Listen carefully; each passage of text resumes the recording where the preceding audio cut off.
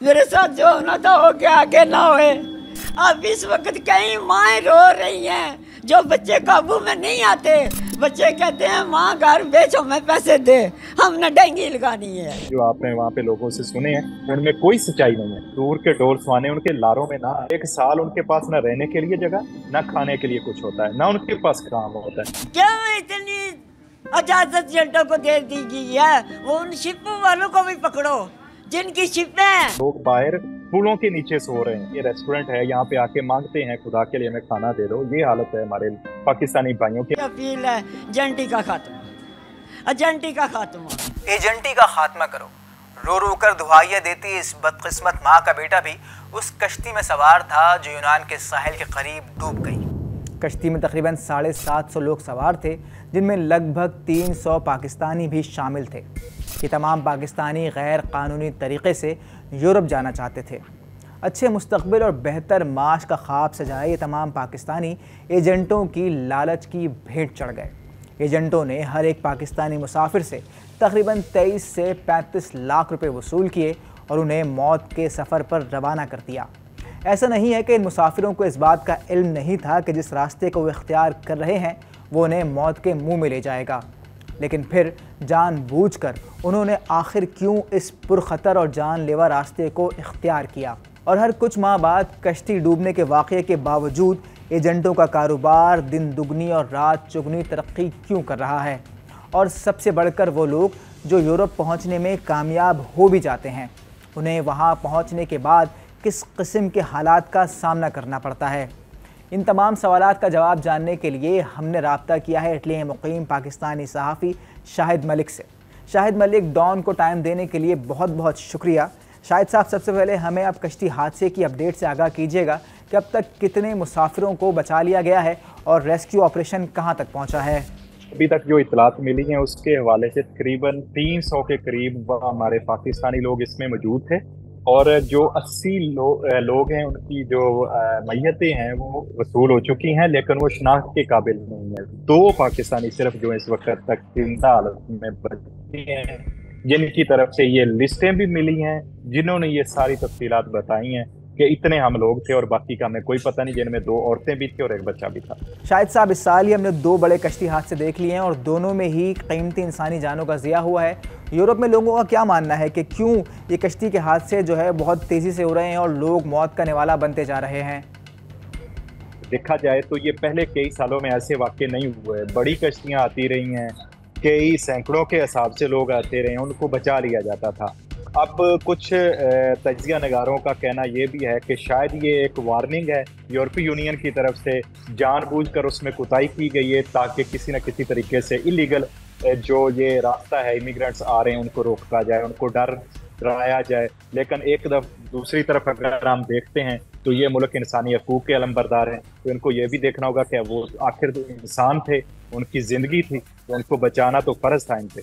शायद साहब, बदकिस्मती से ना ये हादसा पहला है और शायद ये आखिरी भी ना हो, और इन हादसात की खबरें टीवी पर और अखबारात में छपती रहती हैं, लेकिन आप क्या समझते हैं वो क्या फैक्टर्स हैं कि लोग जानबूझकर इस किस्म के पुरखतर और जानलेवा रास्ते को इख्तियार करते हैं? क्या ये पाकिस्तानी मायूस हैं या फिर वो समंदर पार जो पाकिस्तानी हैं उनके लाइफ स्टाइल से बहुत ज़्यादा मुतासिर हैं?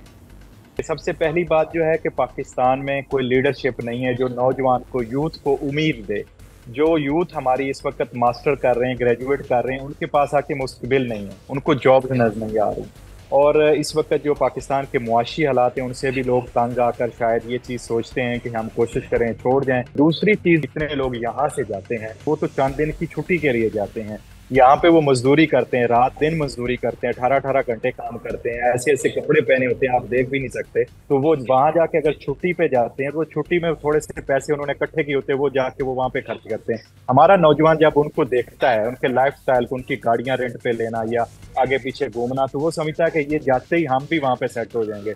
ऐसी कोई बात नहीं है। यहाँ पे जब लोग पहुंचते हैं तो उनको कैंप नहीं मिलते, इटालियन गवर्नमेंट की तरफ से सख्ती कर दी गई है, यूनानी गवर्नमेंट की तरफ से सख्ती कर दी गई है, वो साइलम जिसे हम अजील कहते हैं वो नहीं दी जा रही। यहाँ पे मैं जहाँ इस वक्त मौजूद हूँ, ये मिलान का बड़ा सेंट्रल स्टेशन है, वो सामने पार्क में लोग सोए हुए हैं और रात को जब बारिश आती है तो वो ट्रेन की पुल के नीचे चले जाते हैं। इनमें मैक्सिमम पाकिस्तानी भी हैं और वो पाकिस्तानी हैं जो एजेंटों के लारे में आके जिन्होंने 22-22, 10-20 लाख दिया हुआ और यहाँ पहुंचे हैं। वो दुकानों पे, ये रेस्टोरेंट है, यहाँ पे आके मांगते हैं खुदा के लिए हमें खाना दे दो। ये हालत है हमारे पाकिस्तानी भाइयों की। हमें बहुत दुख होता है, कुछ तंजीमें हैं जो आके किसी दिन उनको खाना दे जाती हैं, लेकिन रोज तो कोई नहीं देता। नौबत ये आती है कि लोग नशे पे लग जाते हैं, स्ट्रेस लेते हैं, वो शराब पीने लग जाते हैं, कोई सिगरेट का नशा करने लग जाते हैं। तो यहाँ पे 3-4 महीने से लोग बाहर पुलों के नीचे सो रहे हैं। खुदारा सुहाने ख्वाब देखने हैं जो आपने वहाँ पे लोगों से सुने हैं, उनमें कोई सच्चाई नहीं है।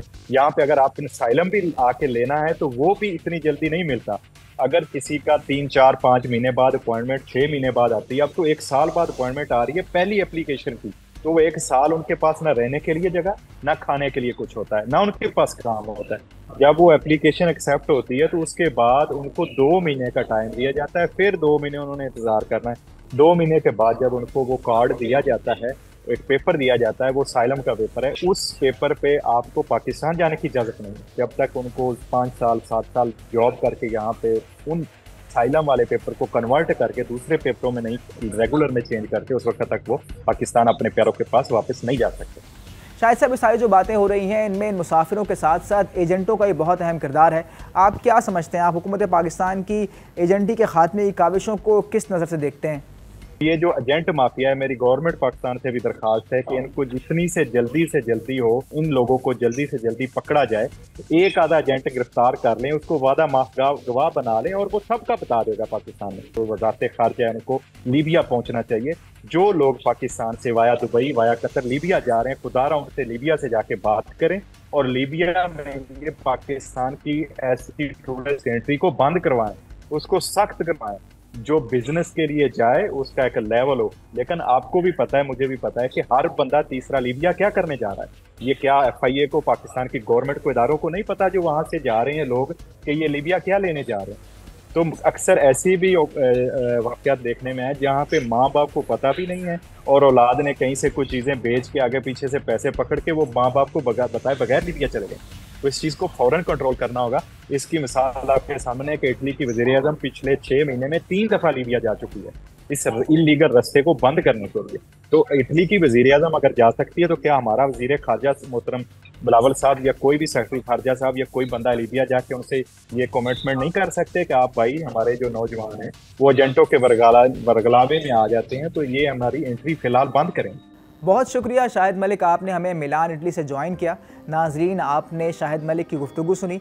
वो हमें गैर कानूनी तौर पर यूरोप पहुंचने वाले अफराद की हालत ज़ार से आगाह कर रहे थे कि किस तरह डंकी लगाने वाले साल 1.5 साल तक खुले आसमान तले रहने, भीख मांग कर खाना खाने और गुजारा करने पर मजबूर होते हैं। और ये नौबत तो भीख मांगने की तब आती है जब वो सही सलामत यूरोप पहुँच जाते हैं, जबकि डंकी लगाने वाले बहुत सारे लोग ऐसे होते हैं जो इस रास्ते में ही मौत का निवाला बन जाते हैं।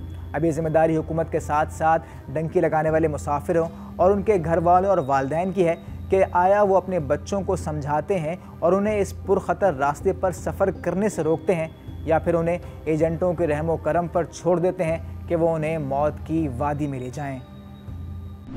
मज़ीद न्यूज़ अपडेट्स और डिजिटल स्टोरीज़ के लिए सब्सक्राइब करें डॉन न्यूज़ पाकिस्तान।